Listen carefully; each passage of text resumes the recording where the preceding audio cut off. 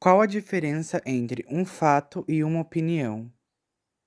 O fato é aquilo que aconteceu, enquanto que a opinião é algo que alguém pensa que ocorreu, basicamente uma interpretação dos fatos.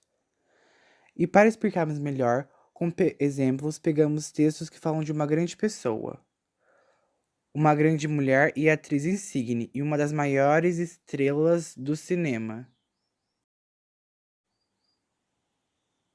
Marilyn Monroe. O primeiro texto se encontra no site Adoro Cinema. O primeiro se trata de uma biografia. Como tal, fala e cita os fatos ocorridos na vida de Marilyn Monroe.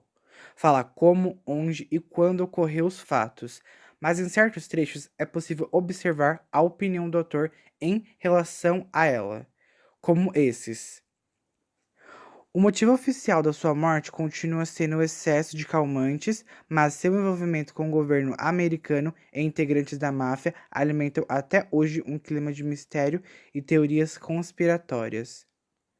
Curiosamente, em 1955, uma de suas marcas registradas ganharia o mundo, na forma de um vestido branco esvoaçante, revelando pernas torneadas que jamais seriam esquecidas. Contudo, entre seus relacionamentos, sem dúvida, o romance vivido com o presidente John Kennedy foi o mais famoso, rendendo, entre outros episódios, o inesquecível Parabéns para Você. Ainda em 1960, o mito ganhava também na Estrela da Calçada da Fama, localizada no número 6778 da Hollywood Boulevard, em Los Angeles, Estados Unidos. Esses trechos retirados da biografia, eles passam uma opinião do autor, da forma em que ele vê a Marilyn Monroe. Por mais que tragam os fatos ocorridos na vida dela, tem opiniões embutidas explicitamente. O segundo texto se encontra no site Cinema Clássico. Este segundo se trata de um texto mais da sua vida pessoal, seus romances e por trás do seu trabalho, trazendo sobre fatos ocorridos nos bastidores. Nesse não são tão explícita a opinião do autor, mas é possível observar em algumas pequenas partes, como essas.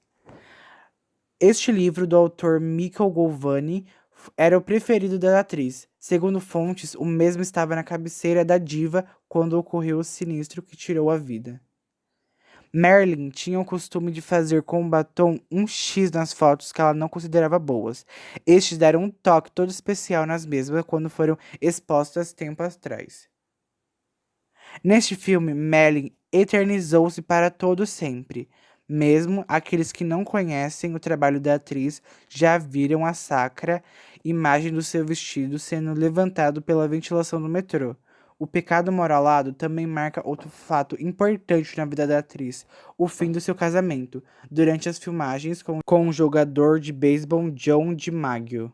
Todos sabem, a diva não era a loira original, mas quem teve a ideia que ela alterasse a cor dos seus cabelos foi sua primeira agente chamada Emily Slivnin.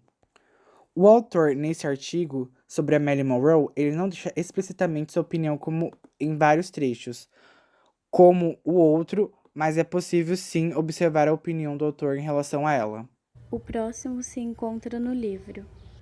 Autor de Marilyn, livro de 1973, Marilyn apresenta uma biografia cheia de referências e ironias. O americano narra o fato e o julga, narra e julga, como podemos ver nesses trechos a seguir.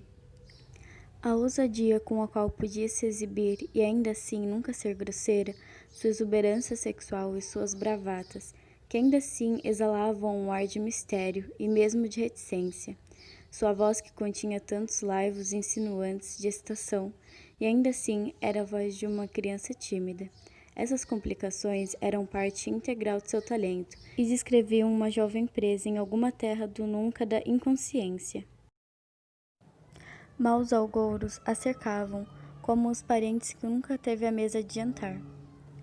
Sem instrução, o familiar infortúnio das loiras bonitas, ela também não tinha cultura.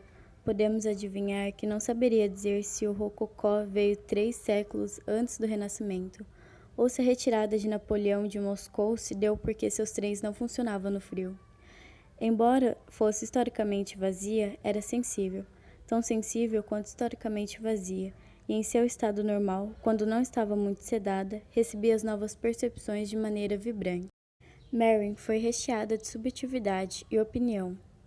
Norman Marley não se isentou do relato e nem vestiu a máscara da fantasiosa imparcialidade.